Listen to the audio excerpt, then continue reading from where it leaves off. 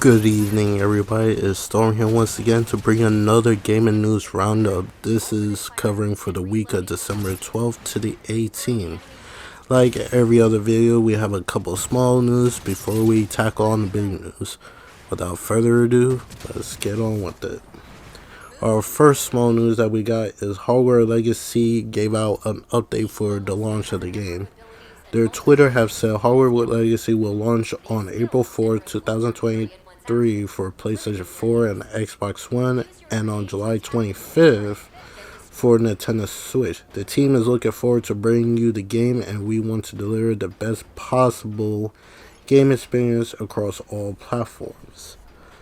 And Chandler Wood, who works at Avalanche, have also commented and say Hogwarts Legacy is still launching on February 10th on the PS5, Xbox Series X, and PC. In fact, we gone gold on those platforms. We need a bit more time on the PS4 and Xbox One. However, we are also finally have a date for all our Switch players. Yeah, so the current gen versions of Hogwarts Legacy is still releasing on February 10th, and they have gone gold. That means the game is ready to print onto CDs. It is unfortunate that the last gen and the Switch versions got delayed, and to be honest, how the scale of Hogwarts Legacy, I'm very surprised is going to be on the Switch in my opinion. But yeah, some people understand this, and a lot of people are happy that they're putting more focus on the current gen platforms. And if you recall from the last video I did with a good friend of mine, Fire, I did say like it looks like we're slowly about to forget about last gen platforms, especially now that it's starting to become more stable to get like PS5 and the Xboxes in stores. So there we go. On to our next one. According to a reliable film leaker, The Last of Us Part 3 is currently in production at Naughty Dog. It's a no-brainer that Last of Us was most likely getting a third for the game. I don't know currently where it's going to, what would the story entail and stuff. Naughty Dog so far have 3 projects going on. They got Factions 2. I believe Naughty Dog is also working on a new IP, and if this rumor turned out to be true, then Last of Us Part 3 is on the horizon also. So I played the first 2, they were okay games, so I'm curious how they're gonna progress Ellie's story. Or this could be entirely new protagonists, but in general, this most likely will be Ellie's story. Alright, our next one. Amazon Prime came out and said that a live-action God of War series is officially in the works for Amazon Prime Video, and Rafe Judkins, who did The Wheel of Time, will serve as a showrunner. I saw like a lot of mixes when it comes to this. Like, excuse me. Some people actually prefer like an animation version of the God of War instead of like a live action, because there's some stuff that live action that you won't be able to do compared to what you could do in the game, so that's another thing.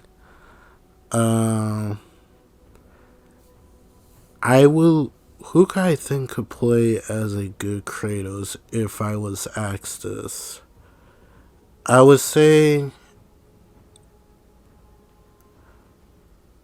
it's kind of hard to say, but if I had to guess, 2 people I could probably come into mind. Maybe matter of fact, I have 3. I can't remember this actor name, but he's the actor who does the Jack Reacher show that's on Amazon Prime Videos. Him. There was this other dude. He did that show. Was it Vikings? Possibly. And this is probably a little bit out of left field. Maybe Michael J. White, just because he's still physically fit and he could probably do a pretty good voice for Kratos, and he does know how. He does do still like those martial arts type of movies and stuff, but like I don't know how tall he is since Kratos is like 6 something, so they most likely need somebody that could fit that, could be that high. But when it comes to the voice and muscular build, I would say Michael J. White could be a good candidate for it. Alright. Our next one is PlayStation has came out to confront Lady D in the immersive PlayStation VR 2 when Resident Evil Village release VR mode for the full game with free DLC on February 22nd, 2023. As we got now we know the DLC, the VR mode DLC for Resident Evil Village, it will be launching day one as the same time of the VR headset to release, and it's free. So a lot of people are excited about it. I heard a lot of people is buying VR just for that headset alone. Buy Resident Evil Village for the headset. So yeah, and the Lady D for Resident Evil Village, she's good marketing. She got a very high fan base, if you know what I mean. Alright, the next one is I've been waiting to hear for the longest. Insomniac is finally Insomniac have came out and said they confirmed that Marvel Spider-Man 2 swings on the PS5 in fall 2023. And you can see right here on the PlayStation Store, you can actually add to your wish list and follow. Originally, this was accidentally launched early in the UK PSN, but now that you'll be able to do it on all globally now, I want to say I'm surprised and not surprised. Me personally, I was kind of hoping for earlier in the year 2023 for Marvel Spider-Man 2. But judging from the games at the Game Awards launch and stuff, and a lot of unknown games could possibly get launched in that year, I'd say the fall would be the safe bet, especially since the fall year usually goes from September to November. So, and honestly, it's not very surprising it's launching in the fall season, especially the first Spider-Man game launched on, what was it, September 4th or 5th? It was early September, and you got Miles Morales that launched on November 20th.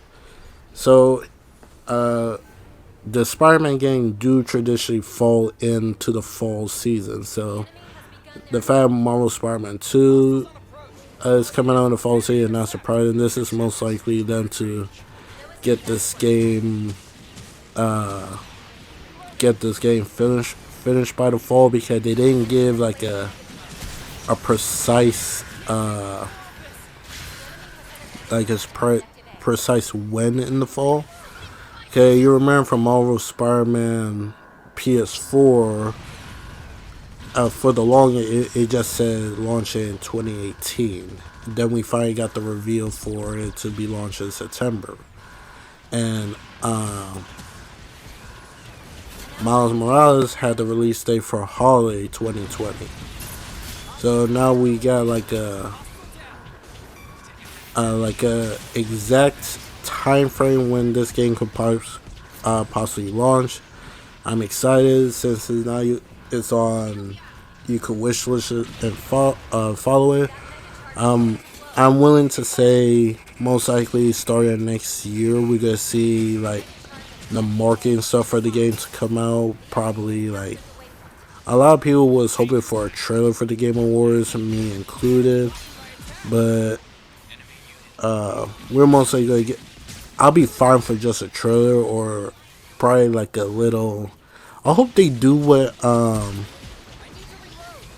was Santa Monica Studio did for God of War by doing like those behind the scenes thing to show us the difference what God of War Ragnarok did compared to the 2018 version, like what new like gameplay mechanics and stuff like that. I hope that they do something like that for Spider-Man because I would definitely love for them to like revamp, not really like revamp the combat, but like improve on it.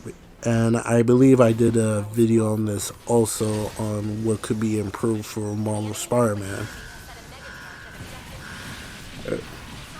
On to our next one is Amazon Games have came out and said Amazon Games is publishing the next Tomb Raider game by Crystal Dynamics. It will be a multi-platform game built on Unreal Engine 5, a single-player narrative-driven. It's the most expansive Tomb Raider to date, and Amazon Game providing full support and global publishing.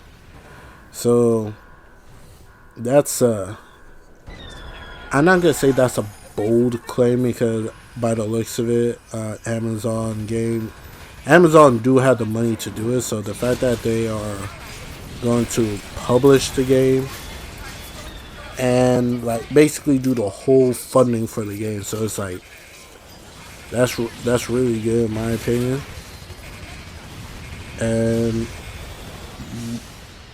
And by them saying it's built for Unreal Engine 5, is most likely that it's going to be current gen only. I'm not so sure if they will release this on the PS4 and the Xbox One, but if it's being built for the Unreal Engine 5, it's most likely only going to be on PS5 and the Xbox Series consoles and PC. Our next one, this is a pretty small one. A new update for Share Factory came out. You'll be able to they added 10 creator packs, FIFA 23 game bits, enhanced editing and tools, and more. That's all cool and dandy. A little surprising from Microsoft. Microsoft is looking into. They're not really looking into. They're trying to. Basically, this is like a test phase to see what would people think about it by adding a different tier to Game Pass, but it would have like advertisement, like ads inside of Game Pass. I'm not really sure like how would that work. Would it be like if you're in the loading screen, like will an advertisement pop up, or when you start a game, instead of you looking at it, seeing loading up, it would show you like a 4-second ad or something. Like by the looks of it, it sounds like they're doing the model what Hulu is doing and what Disney Plus is also going to do also. So it's a little bit weird in my opinion they're doing it that, but I guess time will tell like how it will turn out. Alright. On to our next one is Digimon Con 2023 is set for February 11, 2023.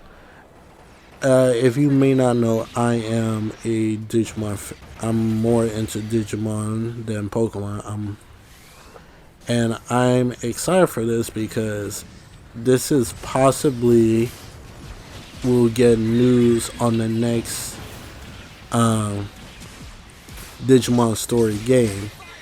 Because at the last Digimon Con for this year, it was said that they are working on the next Digimon story. There's no official name for it yet, but they did say the story would focus on the Olympus 12.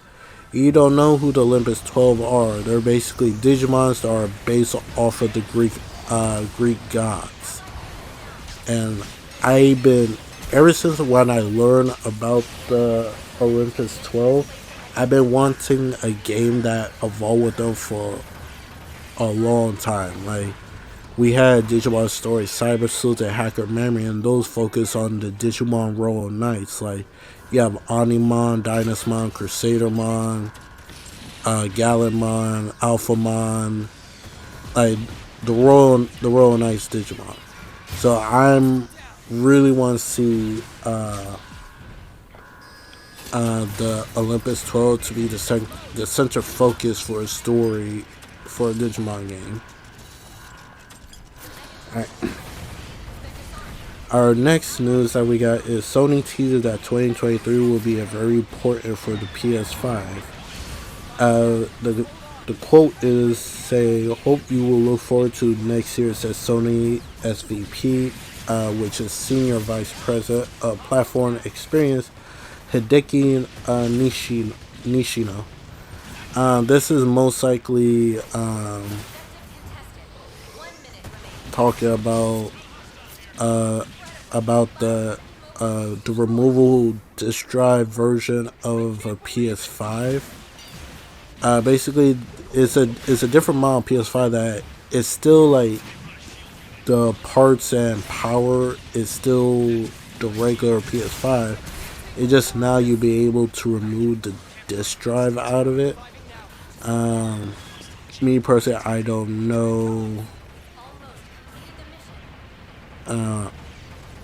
I wonder if because of that would the cost be less. If it would be less, then that's a lot of people that be able to get a PS5, especially in some regions. The price of the PS5 did went up, unfortunately. So hopefully the people who doesn't have a PS5 be able to get one. Alright, this one is from Kojima. He has said Death Stranding 2 would not be a regular sequel. He also said things that were impossible before are now possible, and I have made the game nostalgic but also new. When I hear the word nostalgic, there'll probably be some type of elements of Metal Gear, most likely. So, I never played the first Death Stranding game, but for what I heard, people would say it was very cool, was very a good playtime. So we'll see how will Death Stranding 2 turn out to be, because I believe Norman Reedus have now started to do the mocap. So we'll see how that turn out. And Bungie have come out and said their new third-person game will use their in-house Tiger engine used for Destiny. So Bungie is making a new third-person game. If you don't know, they're now on the PlayStation. It's unknown if this will be a multi-platform, because they did put out a statement that their games will stay multi-plat. It just Sony will now get all the revenue from their game. So I'm curious how would this game turn out to be, since I believe at this point Bungie is big enough to have multiple team out, like one to focus on Destiny and the other one to focus on other IPs. So time will tell how that turned out. Now with that out of the way, now we get on to our big news. Our first big news that we got is Final Fantasy Pixel Remaster is coming to the PS4 and the Nintendo Switch in I believe it was spring or summer 2023. The Pixel Master will have Final Fantasy 1, 2, 3, 4, 5, and 6 remastered. So if you have not played any of those Final Fantasy games, there you go. For what I heard, the Square Enix store, you'll be able to get physical and digital. There is a collection edition, and they also have a bundle. You can get them both separate, and there's also a bundle that you can get all 6 games for $75. So a total of 6 games and stuff. That's it's pretty good, a good deal, because I people have said like each one individually is probably like $12.50. So yeah, instead of just buying them one at a time, just get the bundle. Save yourself the trouble. Alright, our next one is Dead Space have went gold. Yeah, Dead Space remake that is due out next year in January have went gold. So a lot of people who are fans of the Dead Space series, this is for you. Hope you guys enjoy that game, because I'm not about those horror games, unfortunately. Alright. And here is another news. This has come from PlayStation Guerrilla Games, from one of Sony first party studios. They put out a job open positions, and what they're looking for in the job position does show the potential 3 projects that is in the works. They have said we'll continue to create epic solo adventures for Alloy, but there is more. A new internal team is developing a separate online project set in the Horizon universe, featuring a new cast of characters and unique stylized look. Friends will be able to explore the majestic wilds of Horizon together. Join us and answer that. We're looking for talented people for our Horizon single player, online project, and external project teams. So, unless you play Horizon Forbidden West, spoiler alert, it does end off that there will be a third game in the Horizon series. And also, by the looks of it, they are making a online multiplayer game in the Horizon universe. They wanted to put a multiplayer in the Horizon game, but unfortunately, due to the limitations that they had at the time when they made the said game, it looks like now they're able to do it, because most likely this will be a PS5 exclusive. A lot of stuff coming out for Horizon. They're getting a Netflix TV show or movie.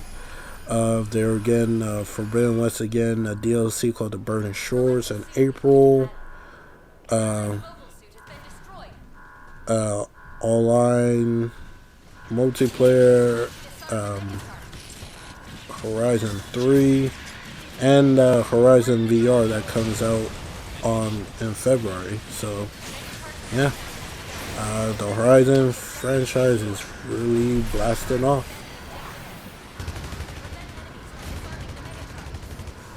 And this probably is my last news that I have. Is today was Final Fantasy.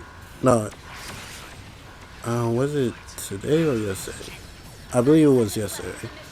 Was Final Fantasy third? Well, technically it would be today. Anyway, it will be Final Fantasy is Final Fantasy 35th anniversary, and they showed off some art for the Final Fantasy franchise.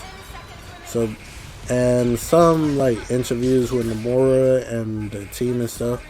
And during the event, Business Division 3 or Yoshi P, Square Enix in general have revealed the Moogle for Final Fantasy 16. If you don't know, the Moogle Usually it's like the merchant for material or items in the Final Fantasy franchise. And it's very cool that they show off this little furball. Like he's definitely looks like the. I saw some people complain that I saw some people got mad that they are reusing a Moogle design from a previous Final Fantasy game. Some people said that it looks like the Moogle from Final Fantasy 14 and stuff, and like they call it reuse asset. I'm like, now when I look at that, I'm like, the same guy who's doing 16, he also did 14. So I'm not surprised the Moogle looks like the Final Fantasy 14 version. Like, to be honest, I would have been surprised that they did it as a different design. So this little furball is good. We finally get to see how the Moogle looks, and I'm curious to see how do we interact with them. Because usually they do say a little lie, but it do say Koopa in the end. Alright. Well, that's all the gaming news that we have for this week. I hope you guys enjoy your weekend. I'll catch you guys in the next video. You guys have a good night, and I'll catch you later.